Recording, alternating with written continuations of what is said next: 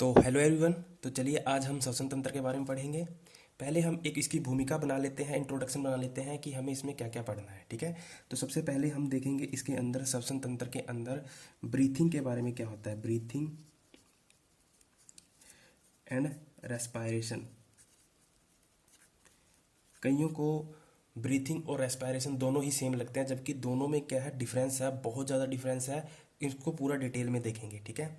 Breathing और respiration को पढ़ने के बाद हम देखेंगे, क्योंकि उसके बाद जो रेस्पायरेशन होता है यानी जिसको हम क्या बोलते हैं, श्वसन। अच्छा, हिंदी में अगर हम दोनों को शब्दों को देखें तो दोनों में थोड़ा ही डिफरेंस है।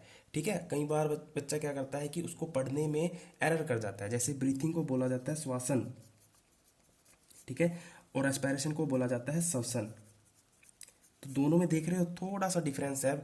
ठीक है, पर डिफरेंस है, दोनों का मतलब भी अलग है और दोनों को हम डिटेल में पढ़ने वाले हैं। ठीक है। उसी के बाद आपका जो रेस्पायरेशन होता है, श्वसन होता है, वो आपका दो टाइप का होता है, जिसमें हम देखते हैं एरोबिक और एनएरोबिक, यानी वायव्य और अवायव्य श्वसन। वो पूरा डिटेल में कवर करेंगे।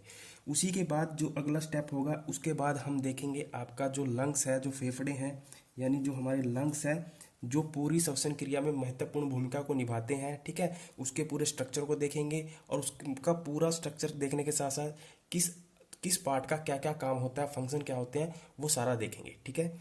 उसके बाद लंग्स को पढ़ लेने के बाद आप फिर पढ़ेंगे क्रियाविधि। किसकी क्रियाविधि? कि जो ये श्वसन होता है, ठीक है, यानी जो रेस्पिरेशन होता है हमारी बॉडी के अंदर, उसका क्या मैकेनिज्म है। ठीक है, यानी श्वसन का क्या श्वसन की जो क्रिया विधि है वो किस तरह है और किस प्रकार होती है। जैसे कि आपने पढ़ा होगा डायफ्राम, ठीक है, इंटरकोस्टल मसल। इंटरकोस्टल मसल आगे फिर दो टाइप की होती है, external intercostal muscle, internal intercostal muscle. ये कैसे काम करती हैं, कैसे सांस अंदर जाती है और कैसे हम बाहर निकालते हैं। ठीक है। तो हम क्या देखेंगे इसमें, श्वसन की आपकी क्रिया विधि। ठीक है, श्वसन की क्रिया विधि। उसके बाद इसमें जो मेन टॉपिक आता है, फिर आता है गैसों का विनिमय, यानी ट्रांसपोर्टेशन ऑफ गैसेस, यानी गैसों का एक्सचेंज, या कहीं एक्सचेंज ऑफ गैसेस, या कहीं गैसों का विनिमय। ठीक है, गैसों का विनियमन। बेसिकली जो गैसों का विनियमन होता है, इसमें दो ही गैसें हैं जो मेनली जो हम पढ़ते हैं, एक तो O2 और एक होता है CO2। ठीक है। तो ऑक्सीजन और कार्बन डाइऑक्साइड कैसे हमारी बॉडी के अंदर जाती है, कैसे बाहर आती है, क्या सीन होता है, सारा उसके इसमें हम डिटेल में देखेंगे। ठीक है। और आई थिंक मेरे हिसाब से ये जो दो पार्ट हैं आपके HSC के लेवल के हिसाब से, ठीक है, तो HSC की लेवल के हिसाब से ये दोनों ही बहुत ज़्यादा इंपॉर्टेंट है, बहुत ही ज़्यादा इंपॉर्टेंट है, क्योंकि ये एडवांस लेवल का पोर्शन है, श्वसन मैकेनिज्म और गैसों का एक्सचेंज। ठीक है, 11th और 12th में मिलेगा। जबकि जो पीछे का भाग है, जो बेसिक से फैक्ट है, वो आपके 9th 10th 11th तक का होता है, वो बेसिक साइंस के अंदर आता है। तो आपको पता है कि हमारा हरियाणा में तो एडवांस चलती है, तो एडवांस पे ज़्यादा फोकस रखेंगे। हालांकि ऐसा नहीं, पूरी एक नींव बनाते हुए, जैसे कि मैंने आपको पूरा ब्लड सर्कुलेशन पढ़ाया, डाइजेशन पढ़ाया, ठीक है, तो उसी तरह पूरा आपको इस तरह से पढ़ाना। देखिए साइंस को ना कभी भी अगर आप याद करोगे तब तो कोई फायदा ही नहीं फिर पढ़ने का साइंस को। ठीक है, क्योंकि वो चीज़ ना आपको आंखों के सामने दिखनी चाहिए। साइंस होती है समझने की चीज़, ऐसी थोड़ी ना उसका नाम साइंस पढ़ा है। साइंस होती है समझने की चीज़, वो आपको आंखों से दिखनी चाहिए। हालांकि हर चीज़ तो समझने की होती है, बट क्या होता है कि जो बच्चे आर्ट्स वाले बच्चे होते हैं वो क्या करते हैं, उसको याद करने का प्रयास करते हैं। ठीक है, तो आप कभी भी किसी भी चीज़ को याद करने का प्रयास मत करें, चाहे वो हिंदी हो, चाहे इंग्लिश हो, चाहे वो पॉलिटी हो, चाहे हिस्ट्री हो, ज्योग्राफी हो, साइंस हो, कोई भी सब्जेक्ट हो, मैथ हो, रीजनिंग हो, कोई भी सब्जेक्ट हो, उसको फील करके पढ़ा करें, उसको सामने से दिखाई देना चाहिए। यानी जो भी आप पढ़ रहे हैं उसको सामने से पूरा चित्र आपके आंखों के सामने होना चाहिए। ठीक है। तो अगर आपने कभी बायोलॉजी नहीं पढ़ी या पढ़ भी रखी है अपने स्तर पर, जो भी पढ़ रखा है, एडवांस पढ़ रखा है जो भी, तो आपको एक तो यहाँ से कुछ ना कुछ नया सीखने को जरूर मिलेगा। दूसरा है कि आप इसको, मतलब जो भी मैं पढ़ाऊंगा आप सामने से फील करोगे, आपको याद करने की जरूरत नहीं पड़ेगी। ठीक है। तो गैसों का एक्सचेंज देखने के बाद हम इसमें देखेंगे कुछ डिसऑर्डर्स वगैरह, जहाँ से भी क्वेश्चन आ सकता है। ठीक है, कुछ बीमारियां, श्वसन से संबंधित कुछ बीमारियां, जिसको क्या बोलते हैं, डिसऑर्डर्स। ठीक है, तो ये चार पांच चीजें जो इंपॉर्टेंट है वो इसमें पढ़ेंगे। हालांकि जो भी रह जाता है वो सारा इसी के अंतर्गत आ जाएगा। ठीक है, पूरा डिटेल में। ये तो एक तरह पहले इंट्रोडक्शन, एक भूमिका बनाई है कि हमें पढ़ना क्या क्या है। ठीक है, तो चलिए स्टार्ट करते हैं। सबसे पहले हम समझते हैं कि श्वसन और श्वासन यानी ब्रीथिंग और रेस्पिरेशन में क्या डिफरेंस है, ठीक है, पूरा डिटेल में समझेंगे इसको। देखिए, अभी पता है आपको मेरा हरियाणा पुलिस का कोर्स चला हुआ है जिसमें मैंने मैथ कंप्लीट करवा दिया, subject relevant IPC, CrPC, evidence act, ठीक है, पुलिस एक्ट, ये सारे मैंने कंप्लीट करवा दिए, ठीक है। उसके बाद पॉलिटी कंप्लीट हो चुका है, हिस्ट्री कंप्लीट हो चुका है लगभग, ठीक है, और जीके का भी हो जाएगा, हिंदी बचती है, हिंदी भी करवा देंगे, ठीक है। और साइंस का चला हुआ, साइंस की भी कई क्लासें हो चुकी हैं, 8-10 क्लासें हो चुकी हैं, तो धीरे धीरे सब चलता रहेगा। अगर आप मेरा हरियाणा पुलिस का कोर्स ज्वाइन करना चाहते हो तो आप मेरे को 8295447652, तो इस पर आप मेरे को क्या कर सकते हो, व्हाट्सअप मैसेज कर सकते हो, ठीक है। तो इस पर आप मेरे को व्हाट्सअप मैसेज कर सकते हो अगर आपको मेरा कोर्स ज्वाइन करना है, ठीक है, अगर आपको पसंद आता है तो। अदरवाइज अगर आपने तैयारी कर रखी है, आपका बन जाएगा, तो आपको कोई दिक्कत वाली बात है नहीं, फिर आप टेंशन ना लेना, ठीक है। तो आप आराम से रिवाइज करते चलें। तो ये वीडियो मेरा डेमो के लिए भी जाएगा, तो आप सभी के लिए फ्री होगा ये डेमो के लिए, तो आप इसको देखें और समझें कि आपको कुछ समझ में आया है या कुछ नया लगा है या फिर ऐसे ही पुरानी चीज़ें हैं, ठीक है। तो चलिए स्टार्ट करते हैं। तो सबसे पहले हम समझते हैं ब्रीथिंग और रेस्पिरेशन का क्या मतलब होता है, ठीक है। तो सबसे पहले हम देखते हैं श्वसन क्या होता है, यानी रेस्पिरेशन क्या होता है। देखिए, आपको पता है कोई भी जो सजीव शरीर है वो किससे मिलकर बना है, कोशिकाओं से मिलकर बना है, सेल से मिलकर बना होता है, ठीक है। मान लीजिए ये है एक सेल, ठीक है, और ये बेचारा भूखा है, ठीक है। ये क्या है, भूखा है, क्यों, इसको भूख लगी है। तो इसको भूख लगी है तो इसने क्या किया, इसने कहा बॉडी को कि मेरे को भूख लगी है, मेरे को फूड प्रोवाइड किया जाए, ठीक है। और फूड किस फॉर्म में, यानी प्रोटीन की फॉर्म में या फिर कार्बोहाइड्रेट के फॉर्म में या वसा के फॉर्म में, ठीक है। तो इसने, इसको भूख लगी थी, किसको, सेल को, ये क्या है, सेल यानी कोशिका। तो सेल को जब भूख लगी, इसने बॉडी को कहा कि मुझे भूख लगी है, मुझे खाना दीजिए। तो बॉडी ने क्या किया, इसको फूड दिया, खाना दिया, जैसे कि उसने दे दी एक प्रोटीन की लंबी चैन, प्रोटीन की चैन। और आपको पता है कि बायो के अंतर्गत चैन को क्या कहा जाता है, पॉलीमर, ठीक है, बहुलक। और मैंने आपको डाइजेशन के अंदर भी पूरा बताया था कि डाइजेशन का मतलब क्या होता है, सही। तो इस वजह से पहले आप श्वसन यानी रेस्पिरेशन और ब्रीथिंग का मतलब समझ लीजिए, उसके बाद फिर आगे की प्रोसेस धीरे धीरे चलती रहेगी। तो देखिए, श्वसन में क्या हुआ कि अब सेल को जब लगी भूख तो बॉडी ने क्या किया, एक प्रोटीन की क्या दे दी, एक लंबी सी चैन दे दी, ठीक है। अब दिक्कत क्या है, जैसे कि डाइजेशन में मैंने बताया था, सर आपको लग रहा कि सर ये तो डाइजेशन की तरफ जा रहा है, नहीं, डाइजेशन की तरफ नहीं जा रहा, थोड़ा सा डिफरेंस है। डाइजेशन और श्वसन, पाचन और श्वसन में बिल्कुल ही माइनर सा डिफरेंस है। उस डिफरेंस को आप समझ जाते हो तो आप श्वसन और डाइजेशन का मीनिंग समझ जाओगे, ठीक है। वो कैसे, देखिए, तो अब प्रोटीन तो आपको पता है किससे मिलकर बना होता है, अमीनो अम्ल से, ठीक है, अमीनो अम्ल से, यानी अमीनो एसिड से मिलकर बनता है प्रोटीन, ठीक है। तो डाइजेशन में मैंने क्या बताया था, देखिए, अब ये है जो सेल, अभी सेल के बाहर क्या होती है, छोटे छोटे गेट्स होते हैं, हालांकि ऐसे गेट नहीं दिखाई नहीं देते, पर समझने के लिए आपको बना देता हूँ, यहाँ छोटे छोटे गेट्स होते हैं। तो अब सेल, जो ये बॉडी ने क्या किया, सेल को भूख लगी, सेल ने बॉडी को कहा कि मुझे भूख लगी है, आप मेरे को खाना दीजिए। तो बॉडी ने क्या किया, ले भाई प्रोटीन की चैन, तो खा ले। बट ये जो प्रोटीन की चैन है ये बहुत लंबी है। लंबी का मीन्स का मतलब ये है कि ये सेल के अंदर क्या कर सकती है, सेल के अंदर क्या होती है, अंदर नहीं जा सकती, एंटर नहीं कर सकती, ठीक है। तो हमारी बॉडी क्या करती है, हमारी बॉडी क्या करती है, इस प्रोटीन की चैन को तोड़ देती है छोटे छोटे टुकड़ों में, ठीक है, छोटे छोटे टुकड़ों में तोड़ देती है, ठीक है। तो ये कहलाता था डाइजेशन। और ये प्रोटीन किस में टूटेगा, अमीनो अम्ल में, क्योंकि प्रोटीन बना होता है अमीनो अम्ल से, समझ रहे हो ना। तो प्रोटीन, जैसे मान लीजिए ये पेन है, ये एक क्या है, ठोस वस्तु है, निर्जीव वस्तु है, तो ये किस, अगर मैं तोड़ूंगा तो ये किस में टूटेगी, तो आप कहेंगे सर परमाणु में, एटम्स में, ठीक है, क्योंकि एटम्स मिलकर बना होता है कोई भी पदार्थ, निर्जीव पदार्थ। तो ऐसे ही जो प्रोटीन है वो किससे मिलकर बना है, अमीनो अम्ल से, ठीक है। तो अब क्या होगा, जब ये चैन टूट जाएगी, सिंगल सिंगल फॉर्म में टूट जाएगी, तब ये इसके अंदर यानी इस सेल के अंदर क्या हो जाएगी, एंटर कर सकता है। तब ये जो फूड के, अब इसको आप प्रोटीन को क्या बोल सकते हैं, फूड के पार्टिकल्स, ठीक है। तो ये फूड के पार्टिकल्स या प्रोटीन या कहें अमीनो अम्ल, ये हमारी सेल के अंदर क्या हो सकती, क्या कर जाएंगी, एंटर कर जाएंगी, जिससे सेल अपना खाना खा लेगा या सेल अपनी भूख को मिटा लेगा। जैसे ही ये प्रोटीन यानी फूड के पार्टिकल्स, जिसको आप कहें अमीनो अम्ल भी कह सकते हो, ठीक है, प्रोटीन है तो मतलब अमीनो अम्ल, आज सामान्य भाषा में आप कह सकते हैं फूड के पार्टिकल्स, ठीक है। तो जैसे ही अमीनो अम्ल इस सेल के अंदर क्या होंगे, एंटर होंगे, तो सेल क्या हो जाएगा, हैप्पी, सेल क्या हो जाएगा, हैप्पी, क्यों, क्योंकि उसको खाना मिल गया। और क्योंकि चैन नहीं जा सकती थी, पार्टिकल्स जा सकते थे, ठीक है। अब देखिए, सेल अमीनो अम्ल का या फूड पार्टिकल्स का सेल के अंदर जाना, सेल के अंदर जाना या सेल के अंदर जाना क्या कहलाता था? डाइजेशन, ठीक है। अब समझना, अब ये फूड पार्टिकल्स जो सेल के अंदर चले गए, अब इसको क्या कर लिया? सेल ने खा लिया, अपनी भूख को मिटा लिया। अब भूख मिटाने के बाद क्या होगा? यानी एक फूड पार्टिकल जब अंदर चले गए सेल के, तो इसका इस फूड पार्टिकल को यूज क्या करेगा सेल? किस फॉर्म में यूज करेगा? यानी किसके लिए यूज करेगा? अपने संचालन के लिए, ठीक है। इसी को खाकर, इसी फूड पार्टिकल को खाकर जो ये सेल है विभिन्न तरह की प्रक्रियाओं या कहीं फंक्शंस को क्रिएट करेगा अपनी बॉडी के लिए, चाहे वो श्वसन की कार्य हो, चाहे वो किसी भी तरह के कार्य हो, सारी गतिविधियां किससे करेगा? ये फूड खाने के बाद, यानी ये पार्टिकल्स अंदर जाने के बाद, ठीक है।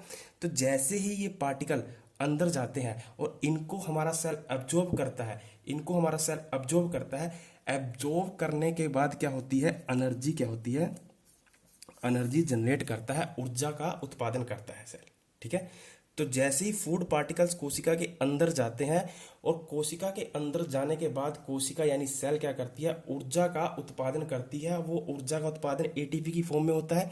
ये आगे आपको पूरा बताया जाएगा एटीपी क्या है सिस्टम, ठीक है। तो अभी सिर्फ इतना समझिए कि जब कोशिका फूड पार्टिकल्स को ग्रहण करती है या कहें उसको भोजन करती है, खाती है, उसके बाद यानी उसको अवशोषित करती है, एब्जॉर्ब करती है, उसके बाद वो एनर्जी की फॉर्म में रिलीज करती है। उसको क्या करती है? एनर्जी की फॉर्म में रिलीज करती है। यही कहलाता है आपका रेस्पिरेशन, श्वसन, ठीक है। तो आपने देखा, जब मैंने आपको डाइजेशन बताया था, तो डाइजेशन में और रेस्पिरेशन में क्या फर्क है? डाइजेशन में क्या था? जो कॉम्प्लेक्स फूड थे उसको सिंपलेस्ट फॉर्म में तोड़ना, ठीक है। और यहाँ कॉम्प्लेक्स फूड और सिंपलेस्ट फॉर्म में तोड़ने का मतलब मैंने आपको बता दिया था कि जिस भी चीज से वो वस्तु बनी है वो टूटकर वापस उसी में आ जाए, ठीक है। तो ये तो था डाइजेशन ओनली। और रेस्पिरेशन क्या है? रेस्पिरेशन क्या है कि कॉम्प्लेक्स फूड का सिंपलेस्ट फॉर्म में टूटना और उसके बाद एनर्जी का जनरेट होना। डाइजेशन के अंतर्गत जब हम डाइजेशन पढ़ रहे थे तो डाइजेशन के अंतर्गत यानी पाचन के अंतर्गत एनर्जी नहीं जनरेट होती थी। मैंने कहा था कि एनर्जी जनरेट होती है? मैंने बिल्कुल भी नहीं कहा था उस समय, ठीक है। मैंने क्या कहा था कि कॉम्प्लेक्स फूड का सिंपलेस्ट फॉर्म में टूटना ही कहलाता है डाइजेशन। और कॉम्प्लेक्स और सिंपलेस्ट का यह मतलब क्या था वो मैंने आपको पूरा डिटेल में बताया था, ठीक है। यहां पर क्या है कि कॉम्प्लेक्स फूड का श्वसन में क्या होता है कि जो आपका कॉम्प्लेक्स फूड है वो किस में ब्रेक डाउन हो रहा है? उसका ब्रेक डाउन किस में हो रहा है? तो आप कहेंगे सिंपलेस्ट फॉर्म में, ठीक है। उसका ब्रेक डाउन किस में हो रहा है? सिंपलेस्ट फॉर्म में। और उसके साथ साथ क्या हो रही है? ऊर्जा का क्या हो रहा है? उत्पादन हो रहा है। एनर्जी का क्या हो रहा है? उत्पादन हो रहा है। एनर्जी भी जनरेट हो रही है। और वो एनर्जी किस फॉर्म में जनरेट होती है? एटीपी की फॉर्म में। और ये एटीपी क्या होता है आगे मैं पूरा इसको डिटेल में बताऊंगा, ठीक है। अभी बस इतना समझिए कि जब भी आप कहते हैं कि श्वसन या कहीं रेस्पिरेशन, तो रेस्पिरेशन का क्या मतलब हुआ? कॉम्प्लेक्स फूड का सिंपलेस्ट फॉर्म में ब्रेक डाउन होना और उसके साथ साथ एनर्जी का जनरेट होना कहलाता है श्वसन या कहें रेस्पिरेशन। तो ये तो था मतलब श्वसन का। आई थिंक आपको समझ में आ जाना चाहिए, ठीक है। तो श्वसन का मतलब क्या होता है तो आपको क्लियर हो जाना चाहिए। उसके बाद है ब्रीथिंग। ब्रीथिंग के लिए जो हिंदी में शब्द था वो क्या था? श्वासन।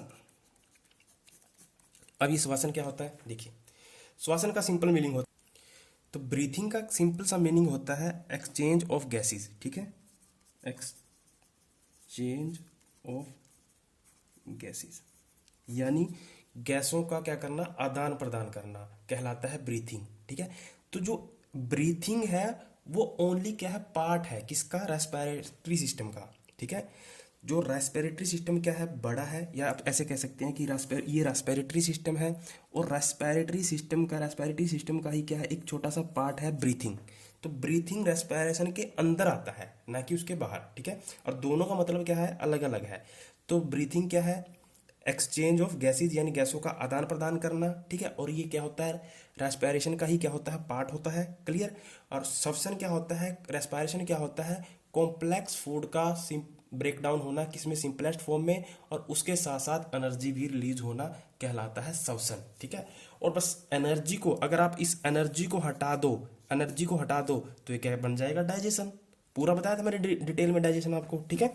अब देखिए ब्रीथिंग का तो सिंपल सा मतलब हो गया क्या, एक्सचेंज ऑफ गैसेस, गैसों को आदान प्रदान करना, गैसों को लेना और छोड़ना, ठीक है, अंदर लेना और बाहर छोड़ना कहलाता है ब्रीथिंग या श्वासन, ठीक है। क्योंकि ये क्या होता है, रेस्पिरेशन का ही क्या है, पार्ट है, रेस्पिरेशन के अंतर्गत आता है। अगर ये रेस्पिरेशन है तो ये क्या हो जाएगा, ब्रीथिंग, ठीक है, ये क्या हो जाएगा, ब्रीथिंग, ये इसके अंतर्गत आता है, अंडर आता है, क्लियर। तो अब जरा हमें आगे पढ़ना है रेस्पिरेशन को, रेस्पिरेशन यानी श्वसन। यही श्वसन क्या होता है, दो टाइप का होता है। ये श्वसन क्या होगा, दो टाइप का होगा। एक होता है एरोबिक, एरोबिक रेस्पिरेशन, साथ में लगा लेना। इसका एरोबिक का मतलब क्या हुआ, वायवीय, ठीक है। और दूसरा होता है एन एरोबिक, एन एरोबिक यानी अवायवीय, ठीक है। अब जरा समझना, एरोबिक और एन एरोबिक क्या है, वायवीय और अवायवीय श्वसन क्या है। तो यहाँ थोड़ा ध्यान रखना, ये श्वसन है और ये श्वासन है, दोनों में डिफरेंस है और दोनों का मतलब अलग है, दोनों का मतलब मैंने आपको डिटेल में बता दिया, ठीक है। तो अब देखिए एरोबिक और एन एरोबिक श्वसन क्या है, रेस्पिरेशन क्या है, इसको भी समझ लीजिए। वायवीय श्वसन और अवायवीय श्वसन क्या है।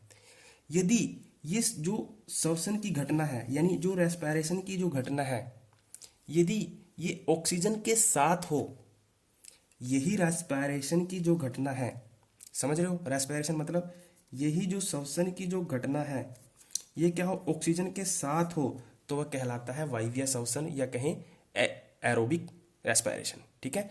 और यहां मैंने क्या लिखा कि अगर श्वसन, यहां श्वसन का मतलब क्या हुआ, कॉम्प्लेक्स फूड का ब्रेक डाउन सिंपलेस्ट फॉर्म में हो, किसकी उपस्थिति में, ऑक्सीजन की। तो मैंने यहाँ ये ना लिखकर कॉम्प्लेक्स फूड का ब्रेकडाउन सिंपलेस्ट फॉर्म में होना, मैंने सीधा क्या लिख दिया, श्वसन। क्योंकि श्वसन का मतलब क्या है, इस श्वसन का क्या मतलब है, यही मतलब है इस श्वसन का कि कॉम्प्लेक्स फूड का सिंपलेस्ट फॉर्म में डाइजेशन होना, ब्रेकडाउन होना और उसके साथ साथ एनर्जी का रिलीज होना कहलाता है आपका श्वसन।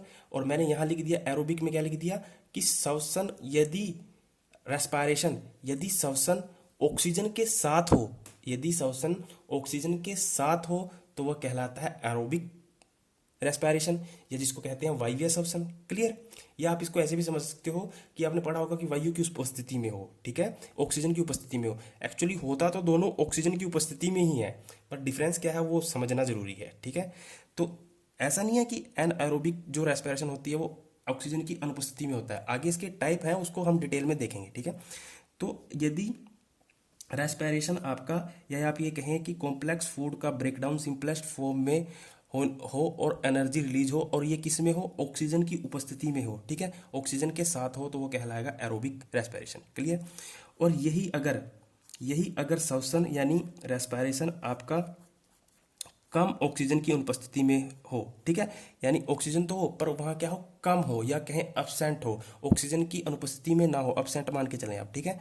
तो एब्सेंट हो तो वो कहलाता है अवायवीय श्वसन, ठीक है, वो क्या कहलाता है, अवायवीय श्वसन। इसको क्या बोलते हैं, एन एरोबिक रेस्पिरेशन, क्लियर है।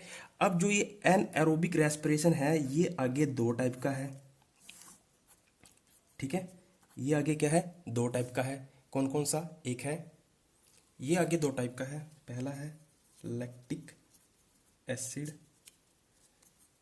फर्मेंटेशन, ठीक है, पूरा भी बताऊंगा पूरा डिटेल में, ठीक है।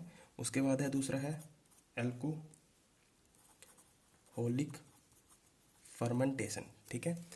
तो जो आपका अवायवीय श्वसन है, एन एरोबिक रेस्पिरेशन है, वो दो टाइप का है, लैक्टिक एसिड फर्मेंटेशन और एल्कोहलिक फर्मेंटेशन, ठीक है। तो ये समझते हैं पहले कि ये दोनों क्या है, ठीक है। उसके बाद फिर आगे फिर अभी तो हमने ये छोड़ दिया ना, अभी तो हमने क्या छोड़ दिया, ये एरोबिक को छोड़ दिया, एरोबिक को हम इसके बाद पढ़ेंगे, पहले अन एरोबिक को पढ़ लेते हैं, ठीक है। क्योंकि जो एरोबिक होता है वो हमारे अंदर होता है, वैसे अन एरोबिक भी होता है हमारे अंदर, ठीक है। वो कहाँ होता है, अब इसमें लैक्टिक एसिड में पता चल जाएगा, ठीक है, क्लियर। तो अब देखिए ये क्या होता है, आपको पता है कि जो ग्लूकोज होता है वो 6 कार्बन के अणुओं से मिलकर बनता है, ठीक है। तो जो ग्लूकोज है वो किससे मिलकर बनता है, 6 कार्बन के अणुओं से मिलकर बनता है। एक्चुअली क्या होता है कि जो ये लैक्टिक एसिड फर्मेंटेशन है, ये किसका पार्ट है, रेस्पिरेशन का। रेस्पिरेशन में किसका, एनाएरोबिक रेस्पिरेशन का, ठीक है। तो जो ये वाली मैकेनिज्म होती है, जो ये वाली प्रोसेस होती है ना, लैक्टिक एसिड फर्मेंटेशन, ये आपने देख लिया कि इसमें क्या होता है कि ऑक्सीजन क्या होना चाहिए, एब्सेंट होना चाहिए, ठीक है। क्लियर इतना तो है कि ऑक्सीजन नहीं होना चाहिए। बट यहाँ क्या होता है कि इसमें ऑक्सीजन होती है पर कम मात्रा में होती है।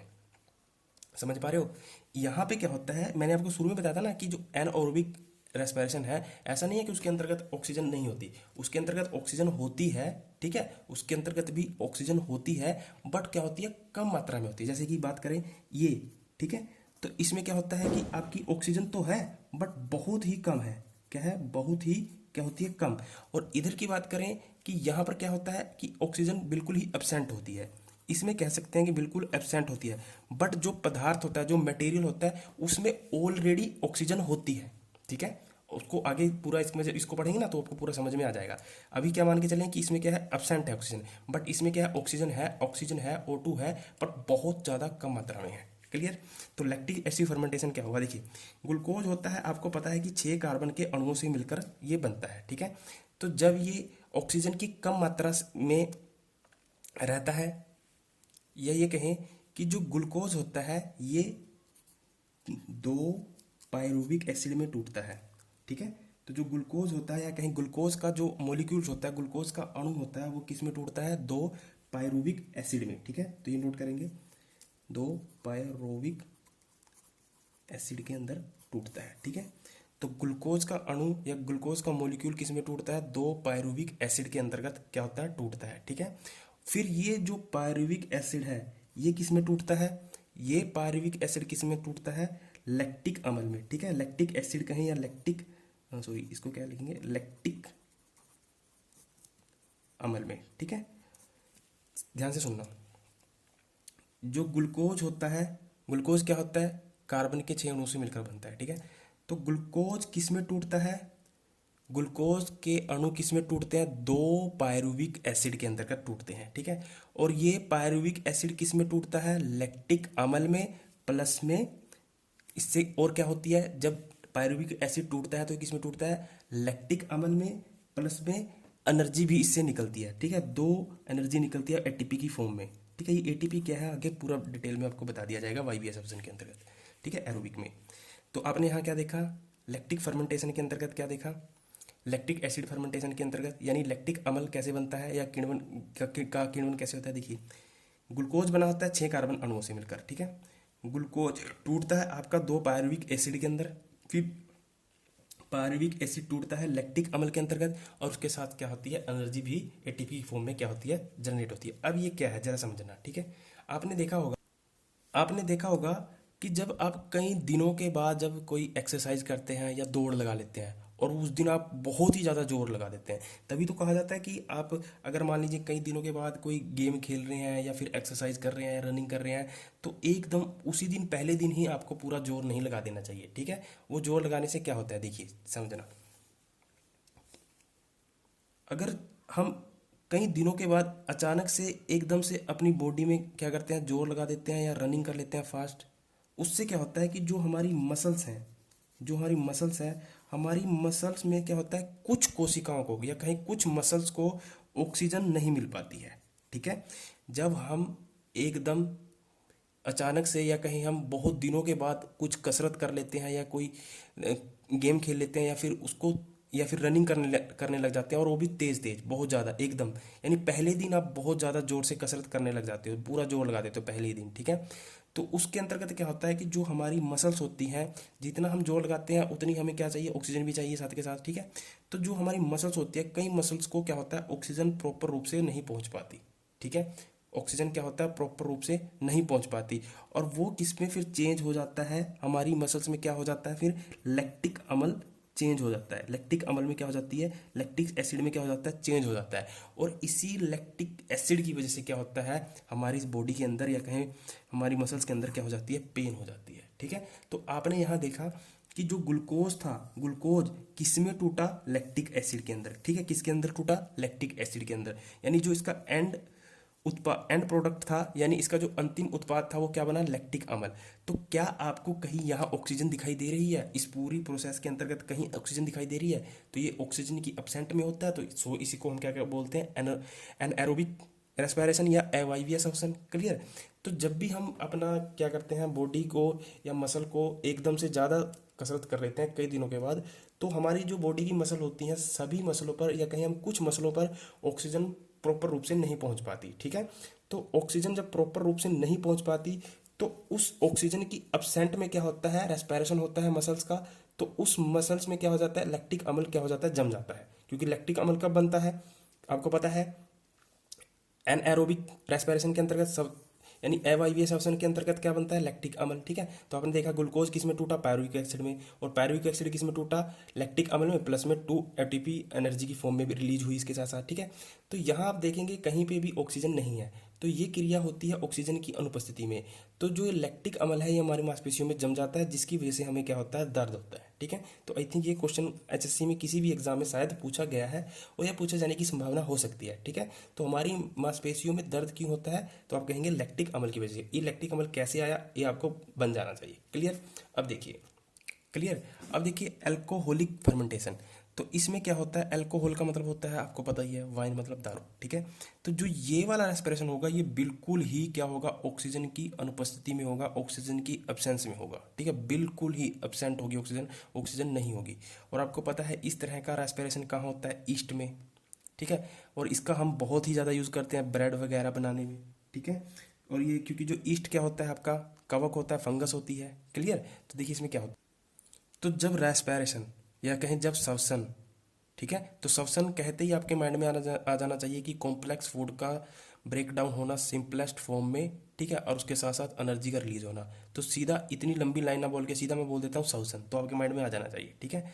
तो जब श्वसन या रेस्पिरेशन, ठीक है, बिल्कुल ही ऑक्सीजन यानी जो श्वसन क्या होगा, ऑक्सीजन की बिल्कुल ही अब्सेंस में होगा, तब हमारा जो उत्पाद बनता है जब वो टूटता है, वो किस में टूटता है, एथेनॉल में, ठीक है। और एथेनॉल में, जिसको एथाइल एल्कोहल भी बोलते हैं, ठीक है, एथेनॉल में टूटता है। और एथेनॉल के साथ साथ क्या होता है, एथेनॉल के साथ साथ क्या होता है, CO2 गैस भी बनती है, प्लस एनर्जी भी रिलीज होती है, एनर्जी भी रिलीज होती है एटीपी की फॉर्म में, क्लियर। ये एटीपी तो आप पूरा मैं डिटेल में बता दूंगा, क्लियर। तो यदि यही रेस्पिरेशन अगर आपका ऑक्सीजन के बिल्कुल ही एब्सेंट में हो, ऑक्सीजन के क्या हो, बिल्कुल ही अनुपस्थिति में हो, तो वो किस में टूटता है, एथेनॉल में, और CO2 गैस रिलीज होती है और एनर्जी, क्लियर। तो ये कहलाता है आपका एल्कोहलिक फर्मेंटेशन। तो आपने देखा कि जो एनएरोबिक रेस्पिरेशन था वो क्या होता है, दो टाइप में होता है। बेसिकली जो ये एथोलिक फर्मेंटेशन होती है ये किस में होती है, ईस्ट में, ठीक है। और इसी से हम क्या बनाते हैं, ब्रेड वगैरह बनाते हैं, ठीक है। कॉमर्शियली इसका बहुत यूज होता है इस तरह के श्वसन का। आपने देखा कि ऐसा नहीं है कि यहाँ ऑक्सीजन नहीं थी, यहाँ ऑक्सीजन थी। वो कैसे थी, क्योंकि जैसे मान लीजिए जिसमें भी ये हुआ ना एल्कोहलिक फर्मेंटेशन, जिसमें भी हुई है, मान लीजिए ब्रेड में हुई है, तो ब्रेड में जो ऑलरेडी पहले ऑक्सीजन मौजूद थी ना, उसकी स्थिति, उसकी क्या होती है, उसकी परिस्थिति में होती है, क्लियर। उसकी उपस्थिति के अंतर्गत ये सब होता है। तो ये कह देना कि ऑक्सीजन होती ही नहीं है, ऑक्सीजन की अनुपस्थिति में होता है, तो ये थोड़ा सा अपने आप में गलत हो जाता है, क्लियर। तो हाँ, ये कह सकते हैं कि ऑक्सीजन यहाँ कम होती है। यहाँ क्या था, ऑक्सीजन थोड़ा कम मात्रा में थी, और यहाँ क्या था, उससे थोड़ा कम मात्रा में थी। या ये कह देना कि बिल्कुल ही ऑक्सीजन नहीं होती, तो उसको आप रेस्पिरेशन नहीं कह सकते, क्लियर। तो आई थिंक आपको जो रेस्पिरेशन का जो ये वाला भाग था ये आपको क्लियर हो जाना चाहिए, ठीक है। तो अब हम पढ़ेंगे एरोबिक रेस्पिरेशन, जिसको क्या बोलते हैं, वायवीय श्वसन, ठीक है। एरोबिक रेस्पिरेशन को पढ़ने से पहले हम अगर इसके जो हमारा लंग्स है, ठीक है, या जो हमारा रेस्पिरेटरी सिस्टम है, उसके एक थोड़ा स्ट्रक्चर को देख लेते हैं, या उसकी इमेज को या चित्र को देख लेते हैं, तो ज़्यादा बेटर रहेगा, उसको फिर समझने में फिर प्रॉब्लम नहीं होगी। जैसे कि हम थोड़ा सा चित्र बनाकर चलते हैं, तब आपको पूरा एरोबिक समझ में आ जाएगा, ठीक है। जैसे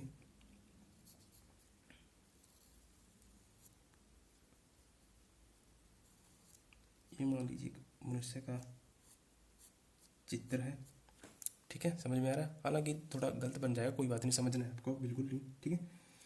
ये है उसकी नाक, जिसको क्या बोलते हैं, नासाद्वार। यानी हमारे श्वसन तंत्र के अंतर्गत क्या क्या होता है, पूरा श्वसन तंत्र कैसे, कहाँ से प्रोसेस स्टार्ट होती है, कहाँ खत्म होता है, ठीक है।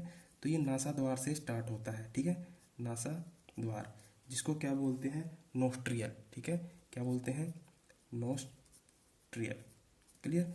और ये आपका जो माउथ है जिसको क्या बोलते हैं, बक्कल कैविटी या कहें ओरल कैविटी, ठीक है। ये तो हमने उसमें भी देखा था डाइजेशन के अंतर्गत, ठीक है। तो बक्कल कैविटी क्या होती है, ये हमारा माउथ, पूरा माउथ का स्ट्रक्चर क्या कहलाता है, बक्कल कैविटी कहें या फिर कहें ओरल कैविटी, ठीक है। क्लियर। तो ये हमारा हुआ नोस्ट्रियल यानी नासाद्वार, और ये जो हुआ ये हुआ बक्कल कैविटी या कहें ओरल कैविटी, ठीक है।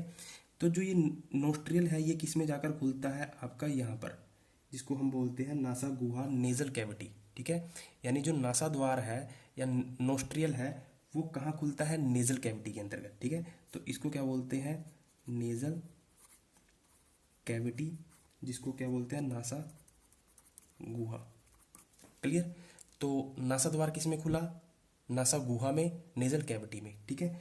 और यहाँ पर जो ये आपका क्या बोलते हैं, जो बक्कल कैविटी है, ठीक है, ओरल कैविटी है, ये आपकी खुलती है मुख गुहा के अंतर्गत जाकर, यहाँ खुलती है। क्लियर। क्लियर। तो आपका जो बक्कल कैविटी है यानी मुख, ओरल कैविटी है, कहाँ खुलती है, मुख गुहा में जाकर, ठीक है। और आपको पता है उसके बाद ये दोनों नीचे आते हैं और ऊपर से क्या आती है, नेजल कैविटी, और इधर से क्या आता है, बक्कल कैविटी, ठीक है। तो ये दोनों जहां मिलते हैं, दोनों जहां मिलते हैं वो कौन सा स्थान था, ग्रसनी, ठीक है। तो ग्रसनी जिसको क्या बोलते हैं, फेरिंग्स, ठीक है। तो फेरिंग्स पर आपके नासा क्या बोलते हैं, नेजल कैविटी और आपकी बक्कल कैविटी दोनों क्या होती हैं, मिलती हैं, ठीक है। दोनों क्या होती हैं, मिलती हैं। इसी फेरिंग्स के बाद यहाँ से कहानी स्टार्ट होती है। देखिए यहाँ से क्या होता है, एक तो होता है आपका विंड पाइप, एक तो क्या होता है विंड पाइप, और इसी विंड पाइप के साइड में, इसी विंड पाइप के साइड में क्या होता है आपका फूड पाइप। इसी विंड के, ये मैंने आपको यहाँ दिखा दिया, मतलब कैसे है ये जरा समझना। जैसे मान लीजिए ये विंड पाइप है ना, तो इसके पीछे है, तो ये 3D में है तो ऐसे दिखेगा नहीं आपको, इसलिए मैंने ऐसे बना दिया, तो आप समझेंगे इसके पीछे है, ठीक है। तो इसी जो ये विंड पाइप है, इस विंड पाइप के पीछे क्या है आपका फूड पाइप, सॉरी हाँ फूड पाइप, ठीक है। तो एक तो है आपकी श्वास नलिका, जहाँ से हम क्या लेते हैं, सांस लेते हैं, ठीक है, अंदर लेते हैं और बाहर छोड़ते हैं। क्लियर। और एक है आपका फूड पाइप, यानी बक्कल कैविटी के जरिए जो भी आप खाना खाते हैं, ये फेरिंग्स के होते हुए दोनों क्या होता है, जो खाना होता है वो कहाँ चला जाता है, आपका फूड पाइप में, जिसको क्या बोलते हैं, इसोफेरिंग्स, ठीक है, ग्रसिका बोलते थे। ये तो हमने फूड उसमें देखा था डाइजेशन में। क्लियर। और उसी के साइड में, उसी के समांतर एक दूसरी नलिका आती है, दूसरी ट्यूब आती है, जिसको बोलते हैं श्वास नली, या फिर जिसको क्या बोलते हैं, ट्रैकिया, ठीक है। जिसको क्या बोलते हैं, ट्रैकिया, या क्या कहें, श्वास नली। क्लियर। और ये जो दूसरा बच गया, ये तो ग्रसिका बच गया, इसोफेरिंग्स बच गया, इसका तो इसमें काम नहीं, क्योंकि इसका तो हम डाइजेशन में काम था, तो डाइजेशन में हम इसको पढ़ लिया था, ठीक है। तो यही जो श्वास नली होती है ना, इसी को बोला जाता है ट्रैकिया, ठीक है। इसी ट्रैकिया, देखिए अब ये जो श्वास नली है और यहाँ फूड पाइप है, श्वास नली को, ट्रैकिया को एक नाम से और जाना जाता है, जिसको क्या बोलते हैं, विंड पाइप, ठीक है, यानी जहाँ से हवा गुजरेगी। तो विंड पाइप और आपका फूड पाइप दोनों क्या होते हैं, कॉमन होते हैं, ठीक है। दोनों पे, दोनों क्या होते हैं, कॉमन होते हैं। और दोनों पर एक क्या होता है, कार्टिलेज का क्या कहें, उपास्थि या कहें कार्टिलेज का एक ढक्कन लगा होता है, ठीक है।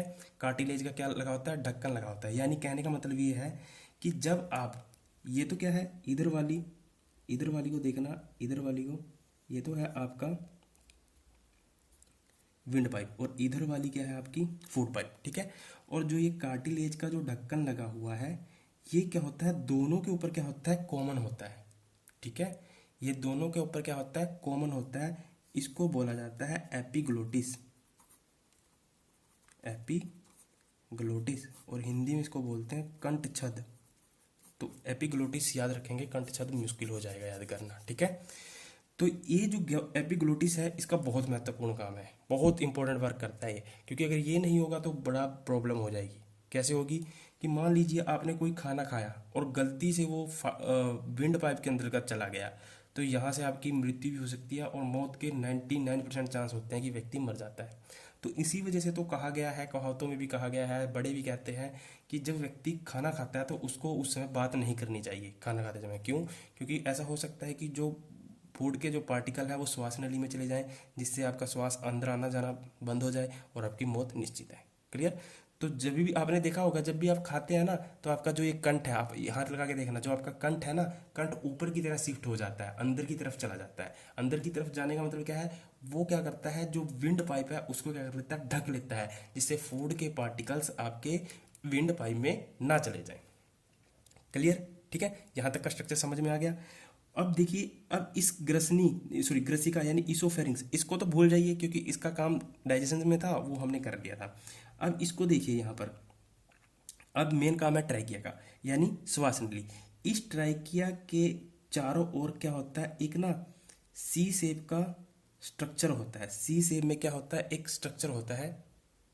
सी शेप की क्या होती है, इसके चारों ओर इस तरह, यानी इस तरह इस तरह इस तरह, इसके चारों ओर क्या होगा, सी शेप का एक क्या होगी, रिंग होगी। सी शेप की क्या होती है, रिंग होती है, जो किसकी बनी होती है, कार्टिलेज की बनी होती है। बेसिकली इसका क्या काम है कि मान लीजिए कई बार क्या होता है कि जैसे कि मान लीजिए ये, इसको आप पूरा एक विंड पाइप समझिए, ठीक है, और इस विंड पाइप को बचाने के लिए इसके चारों तरफ क्या होती है, ऐसे चारों तरफ घेर के सी शेप की एक रिंग लगी होती है। कई रिंगें होती हैं ऐसे सी शेप की, ऐसे फिर ऐसे, जैसे कि आप समझ पा रहे हो। पूरा डिटेल में समझना पड़ेगा आपको। देखिए, ये अगर विंड पाइप है ना, तो इसके चारों ओर ऐसे सी शेप की एक रिंग होती है। इसका क्या काम है बेसिकली, कि जैसे कि हम जब सांस लेते हैं, तो जो ये हमारी ट्रैकिया है, ये क्या हो जाए, ज़्यादा मतलब फूल ना जाए या कहीं कोलैप्स ना हो जाए, ठीक है। तो इनको कोलैप्स होने से बचाने के लिए जो सी शेप की रिंग होती है, ये यूज़ होती है। यानी कि जो आपका ट्रैकिया है वो क्या हो जाए, कोलैप्स ना हो जाए, ठीक है, कोलैप्स ना हो जाए, उसको बचाने के लिए इसके चारों ओर क्या होती है, सी शेप की रिंग होती है, एक कार्टिलेज की बनी होती है। क्लियर? अब देखिए, जैसे ही ट्रैकिया जैसे ही ट्रैकिया ठीक है, जैसे ही ट्रैकिया अंदर बॉडी के अंदर प्रवेश करता है, तो ये दो भागों में टूट जाता है, ठीक है। तो ट्रैकिया दो भागों में टूट जाता है, एक लेफ्ट और एक राइट, ठीक है। और इन्हीं का नाम होता है आपका श्वसनी, जिसको क्या बोलते हैं, ब्रोंकाई, ठीक है। यानी श्वास नली किस में डिवाइड होगी, ट्रैकिया किस में डिवाइड हो गया, श्वसनी में, एक लेफ्ट और एक राइट, ठीक है। क्लियर? और इन्हीं जो श्वसनी है, जो डिवाइड हुई है श्वसनी, ये श्वसनी अंदर जाकर छोटी छोटी श्वसनिकाओं छोटी छोटी श्वसनिकाओं में क्या होती है, डिवाइड हो जाती है, ठीक है। छोटी छोटी श्वसनिकाओं में क्या हो जाती है, डिवाइड हो जाती हैं। कौन? देखिए ध्यान से समझना। पहले क्या था, ट्रैकिया। ट्रैकिया किस में डिवाइड हुआ, श्वसनी में, ठीक है। और श्वसनी में कितनी श्वसनियों में, दो है, एक ये और एक ये, लेफ्ट राइट, ठीक है। उसके बाद जो श्वसनी है वो कितने में डिवाइड हुई, वो कई छोटी छोटी किस में डिवाइड होगी, श्वसनिकाओं में, श्वसनिकाओं में, ब्रोंकाइयो, ठीक है, श्वसनिकाओं में, ठीक है। तो ट्रैकिया डिवाइड हुआ श्वसनी में, श्वसनी डिवाइड हुई श्वसनिकाओं में, ठीक है, श्वसनिकाओं में। क्लियर? और इन्हीं श्वसनिकाओं से एक गुब्बारे के जैसी या कहें थैलेनुमा एक संरचना निकलती है। इन ये क्या होती है, एक 3D संरचना होती है, ठीक है। 3D का मतलब आगे भी पीछे भी चारों की तरफ, ठीक है। एक गुब्बारे नुमा, थैलीनुमा या कहें थैलीनुमा या गुब्बारे की जैसी एक क्या होती है, संरचना निकलती है, और इसी को कहा जाता है आपका कूपिका, वायु कूपिका, या जिसको कहें एल्वुली, एल्वुलोई, ठीक है, एल्वुलोई। और यही पूरे श्वसन का आपका कहें, ये पूरे श्वसन तंत्र का एक तो क्या बोलते हैं इसको, क्रियात्मक और संरचनात्मक यूनिट होता है, ठीक है। क्यों? क्योंकि आप देखेंगे कि पहले क्या हुआ, ट्रैकिया, ट्रैकिया से किस में डिवाइड हुआ, श्वसनी में, श्वसनी किस में डिवाइड हुई, श्वसनिकाओं में, और इन श्वसनिकाओं से क्या निकले, थैलीनुमा गुब्बारे की जैसी संरचना निकली, ठीक है। और इसी को बोला आपने वायुकूपिका, और वायुकूपिका को हमने क्या बोला, श्वसन तंत्र का क्रियात्मक यानी फंक्शनल और स्ट्रक्चरल यूनिट। क्रियात्मक का मतलब सभी क्रियाएं क्या होंगी, इसी कूपिकाओं में होंगी, ठीक है। सभी ऑक्सीजन से संबंधित या श्वसन से संबंधित क्रियाएं किस में होंगी, वो इस कूपिकाओं में होंगी, ठीक है। और यही कूपिकाएं जब आपस में मिलेंगी तो किसका निर्माण करेंगी, श्वसनिकाओं का, श्वसनिकाएं आपस में मिलेंगी, श्वसनी का, श्वसनी आपस में मिलेंगी, ट्रैकिया का, ठीक है। तो ये संरचनात्मक इकाई भी है, ठीक है। तो अगर आपसे पूछा जाए कि श्वसन तंत्र की क्रियात्मक और संरचनात्मक इकाई क्या है, तो आप आराम से बता देंगे वायुकूपिका, एल्वोली, ठीक है। और इन्हीं को थोड़ा सा अगर आप थोड़ा सा सेब दे देते हो, तो ये आपका बन जाते हैं फेफड़े, लंग्स, और लंग्स क्या है, और लंग्स कुछ थोड़ी ना है, ये आपके लंग्स बन गए हैं, ठीक है। हालांकि मेरा मैप सही बना नहीं, पर है तो यही चीज़ है, ठीक है। और ये लंग्स हमारे क्या होते हैं, एक डी शेप के, डोम शेप के स्ट्रक्चर के ऊपर स्थित होते हैं, जिसको हम बोलते हैं डायाफ्राम, ठीक है। तो इन सभी चीज़ों को मिलाकर हमारा पूरा श्वसन तंत्र बनता है, ठीक है। तो अब हमें जो आगे देखना है, अब ये थोड़ा थोड़ा आपके माइंड में बैठ गया कि श्वसन तंत्र किस टाइप का है, ठीक है। या ये कहें कि हमारा जो आपका जो रेस्पिरेटरी सिस्टम है वो किस टाइप का है, कैसे क्या क्या है, उसमें क्या क्या इंक्लूड होगा। तो जब मैं अगर एल्वुली बोलूँगा, वायुकुपिका बोलूँगा, तो आपको बिल्कुल भी अजीब नहीं लगना चाहिए। क्लियर। तो चलिए आगे कवर करते हैं। क्लियर। तो बेसिकली जो ये जो चित्र बना है, इसमें आपको समझना ये है कि जब भी हम सांस लेते हैं, जब भी हम ऑक्सीजन लेते हैं, तो वो ऑक्सीजन ऐसे ट्रैकिया से होते हुए, सवसनी से होते हुए, श्वसनिकाओं से होते हुए एल्वुली में जाती है, वायुकुपिका में जाती है। तो अब यहाँ समझने वाली ये चीज़ है कि हमारी बॉडी का जो प्रत्येक पार्ट है उसको ऑक्सीजन की जरूरत है। क्योंकि जैसे मान लीजिए मेरा हाथ है, अब एल्वुलरी यहाँ तो है नहीं, एल्वुलरी तो सिर्फ यहाँ पे है ना, वायुकुपिका तो सिर्फ फेफड़ों तक है ना, ठीक है, फेफड़ों तक है। अब ये एल्वुलियोई की ड्यूटी बैठती है, वायुकुपिका की ड्यूटी बैठती है कि जो यहाँ पे क्या है, ऑक्सीजन, यहाँ पे क्या है, O2, यानी इस ऑक्सीजन को पूरी बॉडी के अंदर क्या करना है, पहुंचाना है। किसकी ड्यूटी है, वायुकुपिका की, नहीं एल्वुलियोई की, ठीक है। यानी वायुकुपिका की ड्यूटी है कि ये वायुकुपिका को पूरी ऑक्सीजन, जितनी भी ऑक्सीजन है पूरी बॉडी तक पहुंचानी। क्योंकि आपको पता है कि जैसे मान लीजिए मेरे मेरे हाथ का ये पार्ट है, ये भी कोशिका से मिलकर बना है, और कोशिकाओं में क्या होता है, माइटोकॉन्ड्रिया जो श्वसन की क्रिया करता है वही इसमें मेन है, वही समझना है आपको आगे, ठीक है। तो यहाँ तो आपको देखिए, यहाँ तो आपको कोई एल्वुली देखने को नहीं मिलेगी, एल्वुली तो सिर्फ क्या है, फेफड़े तक है। अब यहाँ तक अगर मेरे इस सेल को जीवित रहना है, क्योंकि सेल को जीवित रहने के लिए आप उसको भाई ऑक्सीजन भी चाहिए, न्यूट्रिशन भी चाहिए, सब कुछ चाहिए ना। तो यहाँ तक ऑक्सीजन कैसे आएगी, वो कैसे आएगी, वो इसकी ये सारी जिम्मेवारी बॉडी ने किसको दे रखी है, वायुकुपिका को, एल्वुली को। अब इसी को लेके आना है इसको यहाँ पर, और वो कैसे लेके आएगी, अब इसको खुद इसके ऊपर डिपेंड करता है, ठीक है। और वो होगा कैसे, ब्लड के जरिए, क्योंकि ब्लड वायुकुपिकाओं में आएगा, और वायुकुपिकाओं में ब्लड में आपको पता ही है हीमोग्लोबिन पाया जाता है। वो हीमोग्लोबिन फिर कभी CO2 को लेके जाएगा, कभी O2 को लेके जाएगा, और पूरी बॉडी के अंतर्गत आपको पूरी बॉडी में क्या करेगा, ऑक्सीजन का आदान, और CO2 और ऑक्सीजन का आदान प्रदान करेगा। बेसिकली हम CO2 और ऑक्सीजन बोलते हैं, हालांकि सभी गैसें होती हैं, उसमें नाइट्रोजन भी होती है, क्योंकि जब हम लेते हैं तो नाइट्रोजन भी लेते हैं, ठीक है। हालांकि वो हीमोग्लोबिन से क्रिया नहीं करती। यहाँ से क्या होता है, देखिए यहाँ से ये क्या है, आपका बाह्य वातावरण। अब इसमें ये बाह्य वातावरण से आपने जब गैस को लिया, वायु को लिया, तो इसमें ऐसा थोड़ी ना है कि आप ओनली O2 और CO2 को ले रहे हो, आप नाइट्रोजन भी ले रहे हो। नाइट्रोजन कितनी है, 78%, ठीक है। वो नाइट्रोजन अंदर जाकर क्रिया नहीं करती है हीमोग्लोबिन से, ठीक है। तो इसी वजह से जितनी यहाँ पे क्या होता है, नाइट्रोजन आई, यहीं से नाइट्रोजन दोबारा वापस बाहर निकाल देते हैं। जितनी नाइट्रोजन लेते हैं उतनी ही निकाल देते हैं, जबकि ऑक्सीजन जितनी लेते हैं उतनी नहीं निकलती, CO2 जितनी नहीं लेते उतनी नहीं निकलती, ठीक है। कहीं कईयों में क्या होता है, ज़्यादा निकलती है, कहीं में क्या, कई बार क्या होता है, कम निकलती है। वो आगे पूरा बता दिया जाएगा कैसे क्या होता है। क्लियर। तो अब आपको जो मेन बात समझनी है वो ये समझनी है कि ऑक्सीजन वायु कोशिकाओं में आ गई। अब इस वायु कोशिका से बॉडी तक ऑक्सीजन को कैसे पहुंचाया जाए। क्लियर। अब हमारे पास मुद्दा ये है मेन, ठीक है। अब देखिए,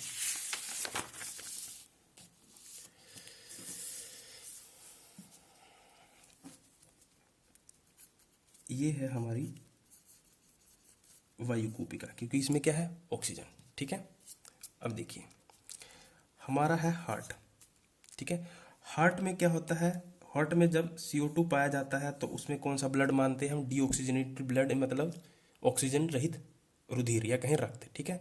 तो जब CO2 यानी डीऑक्सीजनेटेड ब्लड एल्वुली में जाता है, इसमें किस में जाता है, एल्वुली में। और आपको पता है कि एल्वुली के अंतर्गत क्या होता है, ऑलरेडी ऑक्सीजन होती है। तो जैसे ही ये ऑक्सीजनेटेड ब्लड, यानी यहाँ पे मैं ब्लड भी लिख दूँ, तो ऑक्सीजनेटेड ब्लड का डीऑक्सीजनेटेड ब्लड समझ गए हो, जिसमें क्या हो, CO2 पाई जाए, ठीक है। तो जैसे ही यहाँ पर जाता है एल्वुली के अंतर्गत, ठीक है, तो वो क्या करता है, इस O2 को क्या कर देता है, बाहर फेंक देता है। O2 को क्या कर देगा, बाहर फेंक देगा, ठीक है। O2 को क्या कर देगा, बाहर फेंक देगा, और खुद क्या हो जाएगा, अंदर CO2 बैठ जाएगा, क्योंकि CO2 को बाहर भी तो निकालना है ना। जो ये CO2 आई है, क्योंकि ब्लड के अंदर क्या था, CO2, जब तो हमने क्या बोला इसको, डीऑक्सीजनेटेड ब्लड, क्योंकि मैंने आपको ब्लड सर्कुलेशन के अंदर पूरा डिटेल में बताया था, ठीक है, CO2 ऑक्सीजनेटेड और डीऑक्सीजनेटेड ब्लड, ठीक है, पूरा डिटेल में बता रखा है। अब वो ब्लड कहाँ चला गया, एल्वुली में, ठीक है। कौन सा ब्लड था, डीऑक्सीजनेटेड ब्लड। और डीऑक्सीजनेटेड ब्लड का मतलब क्या है कि उसके अंदर क्या है, CO2 है। तो अब CO2 यहाँ पे क्या थी ऑलरेडी, पहले एल्वुली में जब हमने वाया वातावरण से ली तो यहाँ पे क्या था, O2 थी, ठीक है। तो O2 ली हमने, ऑक्सीजन ली, तो जैसे ही CO2 अंदर जाएगा, सॉरी डीऑक्सीजन ब्लड अंदर जाएगा तो इस ऑक्सीजन को क्या कर देगा, बाहर फेंक देगा, और अंदर क्या हो जाएगा, CO2 हो जाएगा। यानी अंदर क्या हो जाएगी, CO2। अब CO2 इससे क्या हो जाएगी, बाहर चली जाएगी जब हम सांस छोड़ते हैं। देखिए अब जैसे ही इसने ऑक्सीजन को क्या किया, बाहर फेंक दिया, तो यहाँ पे क्या हो गया, मतलब ऑक्सीजनेटेड ब्लड, ठीक है। यहाँ पे क्या हो गया, ऑक्सीजनेटेड ब्लड, ठीक है। और यही ब्लड फिर दोबारा कहाँ जाएगा, आपके हार्ट में जाएगा, ठीक है। तो ऑक्सीजनेटेड ब्लड भी तो हार्ट में आता है, लेफ्ट आर्टरिया में पूरा बताया था आपको, ठीक है। कौन लेके आता है, वेन्स, पल्मोनरी वेन्स, अपवाद पूरा बताया था।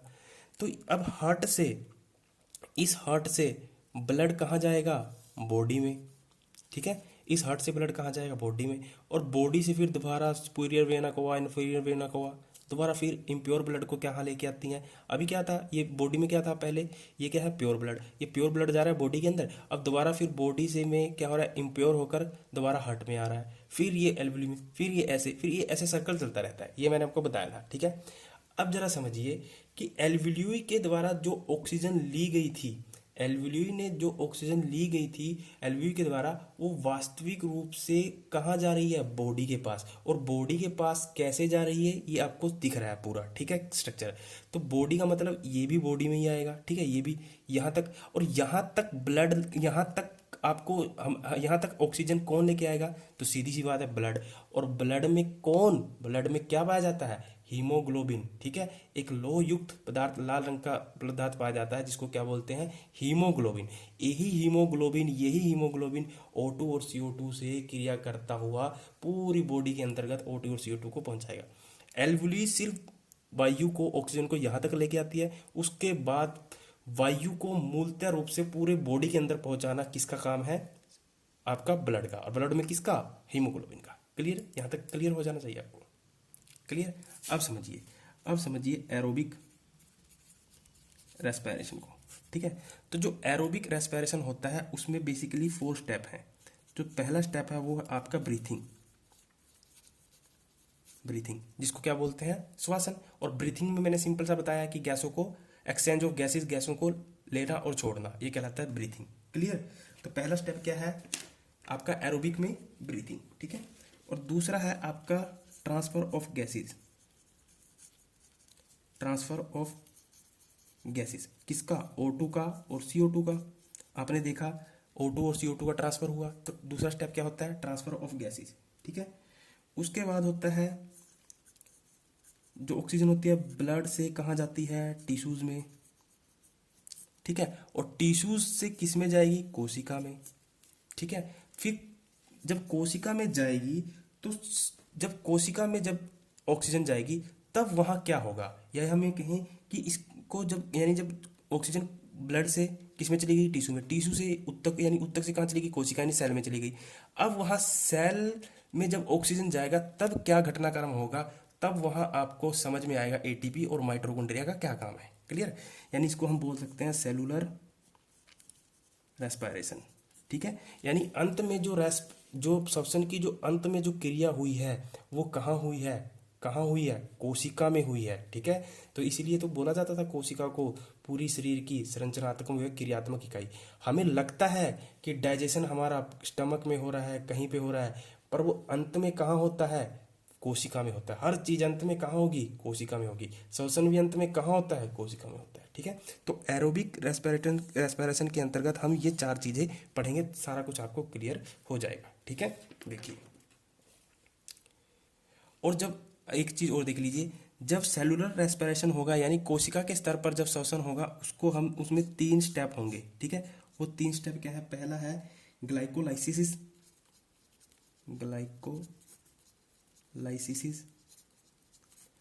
दूसरा है आपका क्रेब्स साइकिल बोलते हैं जिसको, क्रेब्स चक्कर लिखता हूँ मैं हिंदी में, क्रेब्स साइकिल बोलेंगे, ठीक है।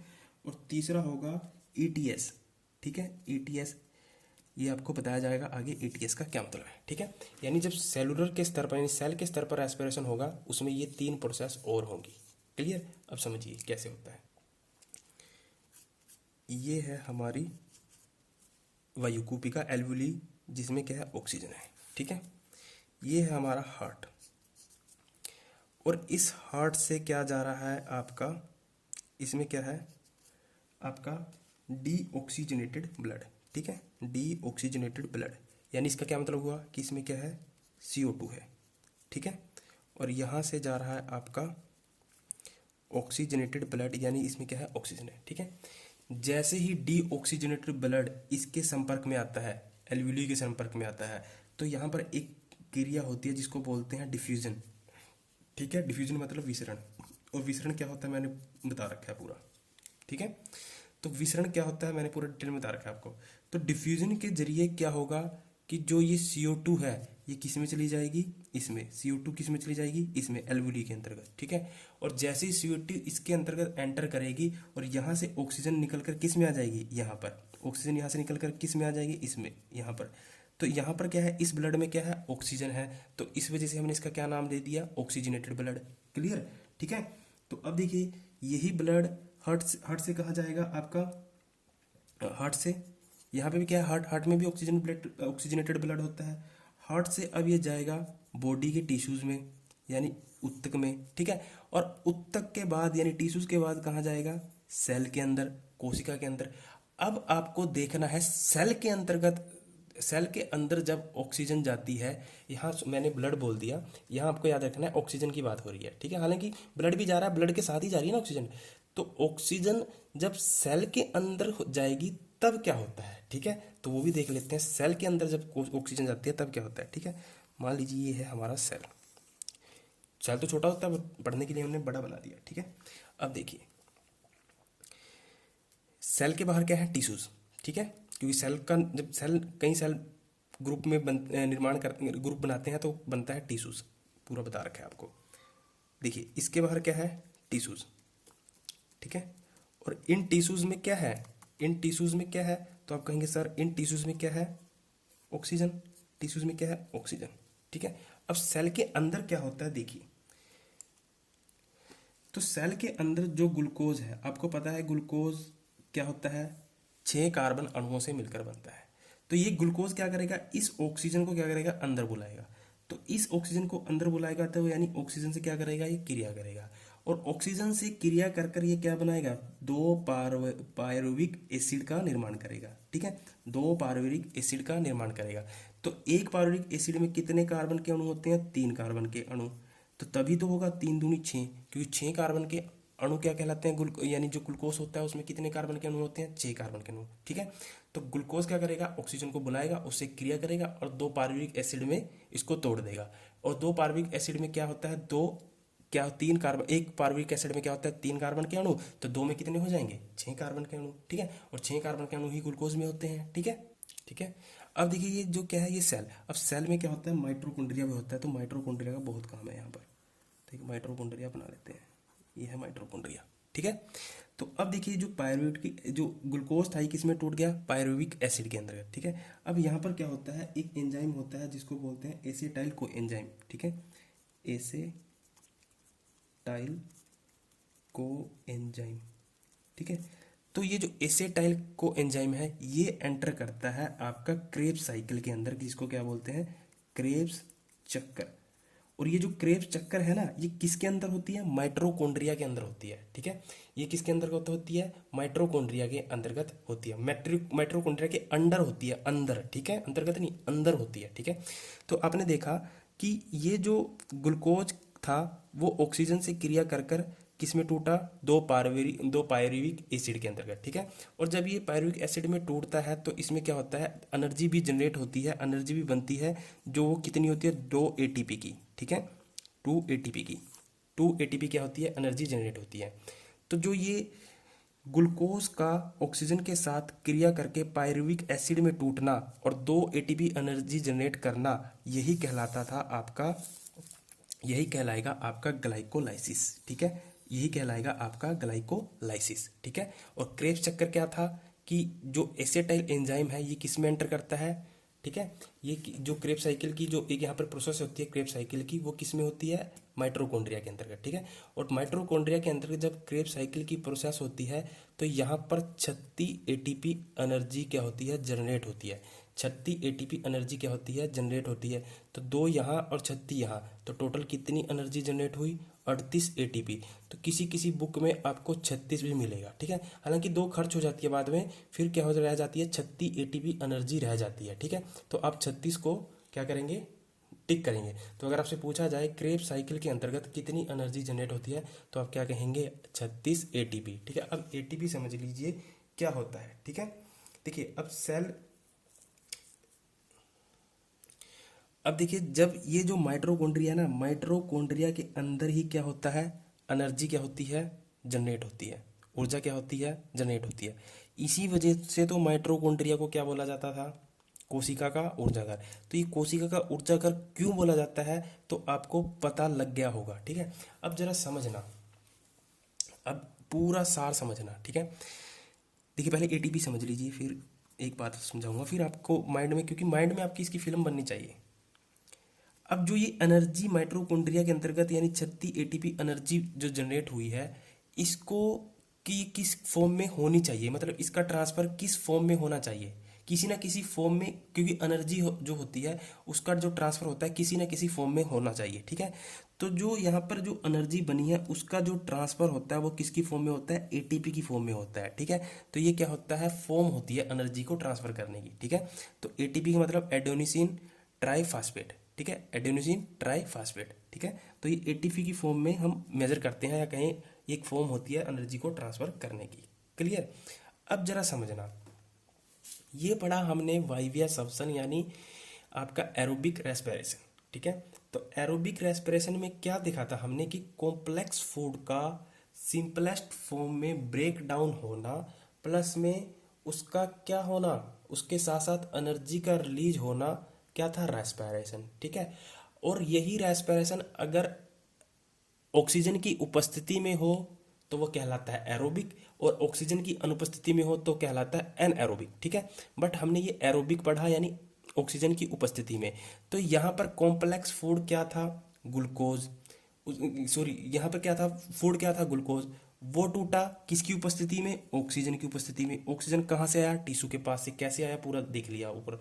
तो यहाँ से क्या है, ऑक्सीजन आया, ऑक्सीजन के साथ किसमें टूटा, ये 2 पायरुविक एसिड के अंतर्गत टूटा, ठीक है। तो पायरुविक एसिड में क्या हुआ, उसके बाद यहाँ पर क्या पाया जाता है कि एसिटाइल कोएंजाइम पाया जाता है, वो एंटर करता है माइटोकॉन्ड्रिया के अंतर्गत, यानी यहाँ पे प्रोसेस होती है जिसको क्या बोलते हैं, क्रेब साइकिल। और ये क्रेब साइकिल कहाँ होती है, माइटोकॉन्ड्रिया के अंतर्गत।